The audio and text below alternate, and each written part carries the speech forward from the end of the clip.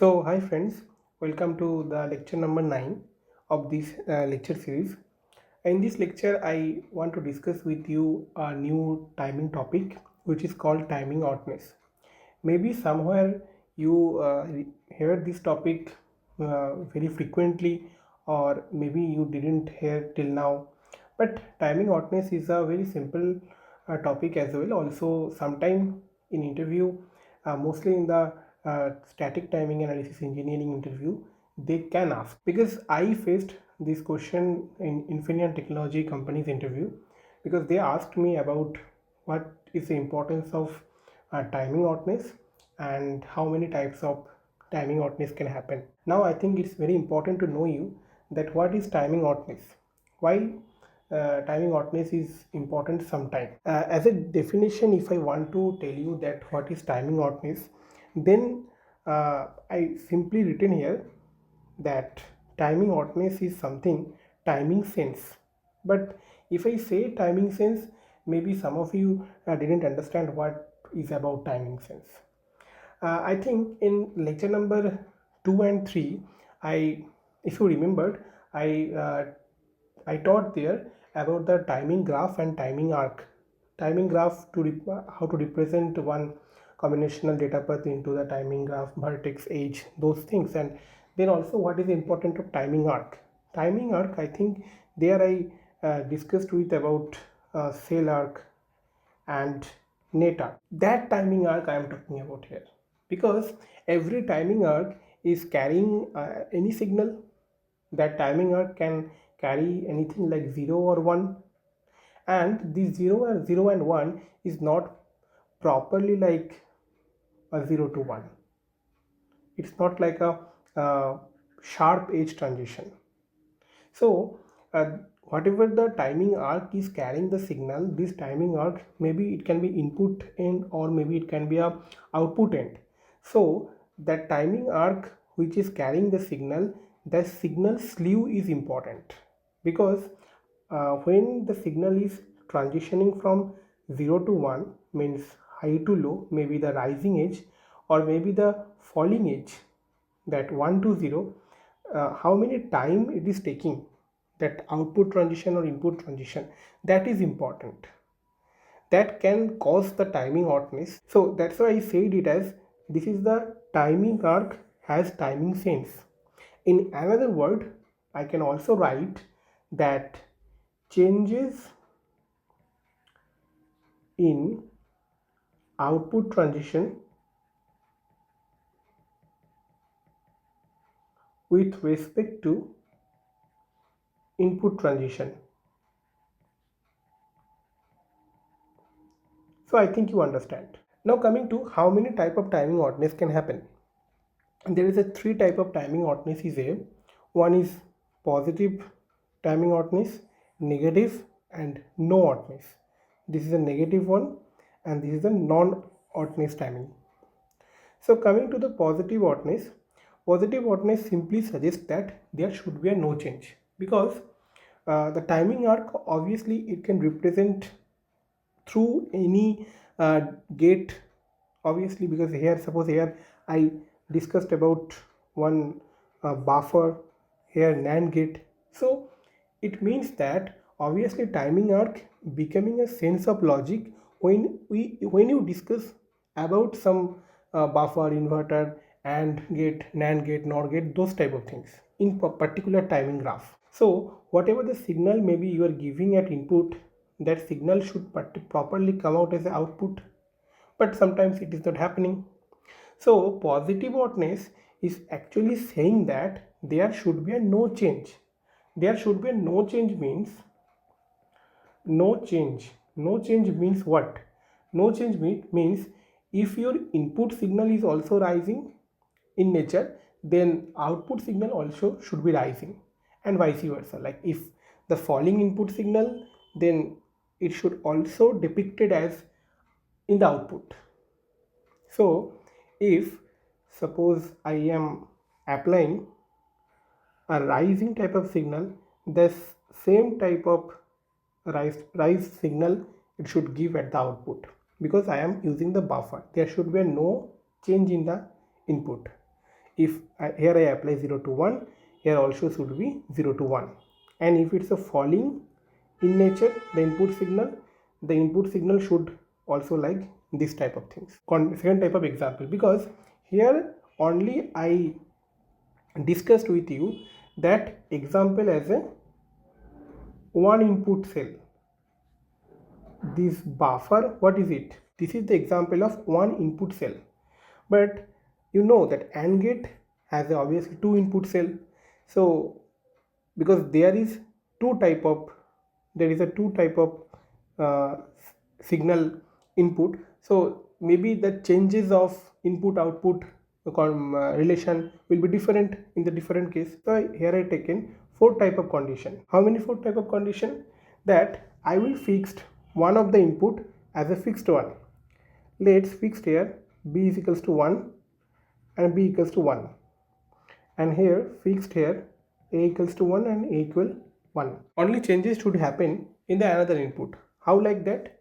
Here I fixed b as a 1 is a fixed one.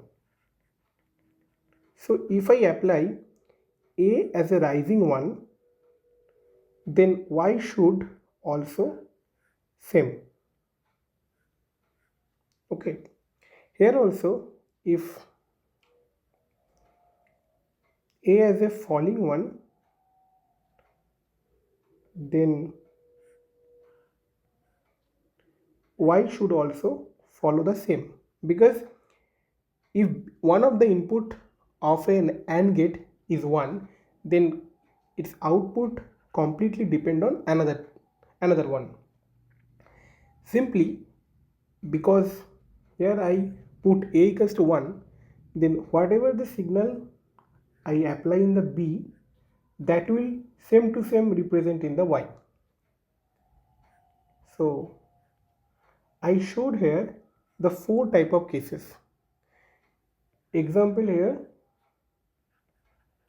two input cell. I think you understand that. So main thing is there should be a no change, because whatever the cell I used here as the example, all the cell don't have any complement.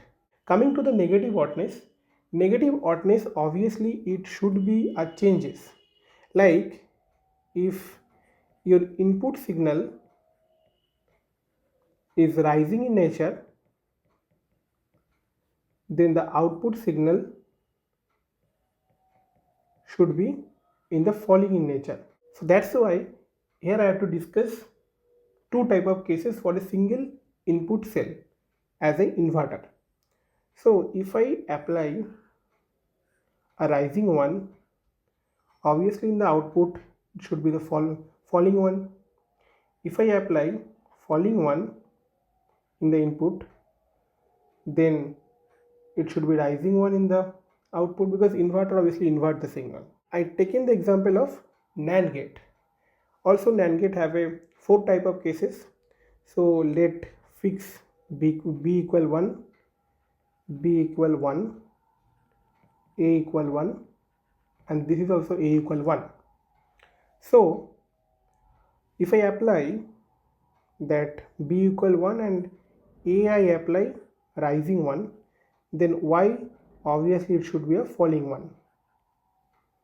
Same, if I apply here that falling one, then it should be a rising one. And simple case I can take in when the a equal 1, that if it is falling, then it should be rising, because it's complementing the logic. But there I want to give a one note, that if there is NAND gate you are discussing, but if you are applying any of the input as a 0, then this condition should be not valid arc. You should remember this. This condition is a not valid arc. So till now I discussed positive oddness, negative oddness. Now coming to the non-oddness. Non-oddness is that I want to write for you that the output transition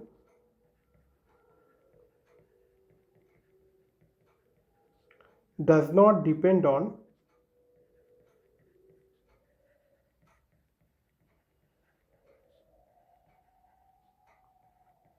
one input, but also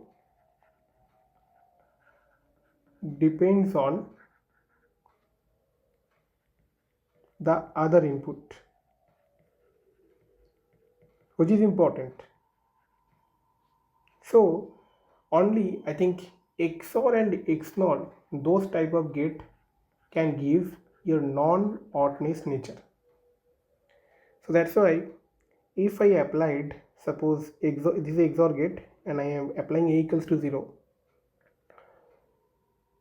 it's not only depend on the A input, it's also depend on the whatever the another input is giving.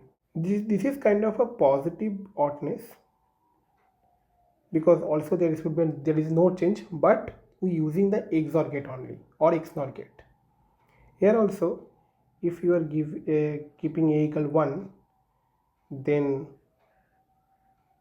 you are applying rising edge, then it should be XNOR. Then this is also a negative odd, because this is changing in nature.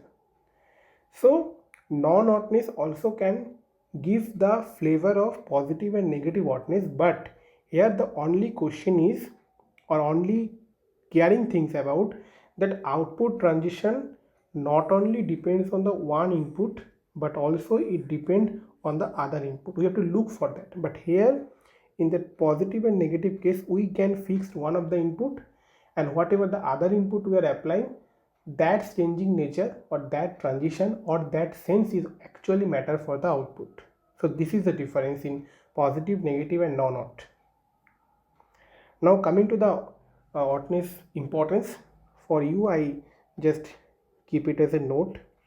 You can read it. I just read it for you, that oddness is only tells that how the output is sensitive to the applied input. Same thing, the transition is important. Slew is need to account. Slew is important here. In the next lecture, we also talking about the how slew can affect the affected signal, affected arrival time, required time, those things. So as cell delay depends upon the input slew and the output load, so if the input slew is high, then in that case signal will take the time to reach the output. So you can also search for Google in internet, and I think you will find, and any of the LLM you can use that timing oddness, what is important. They can also tell, they can explain very well. So but you should know about what is simply the timing oddness is, and three type of timing oddness, why it's important. So I think you understand. I hope that. Thank you for listening this video with your patience.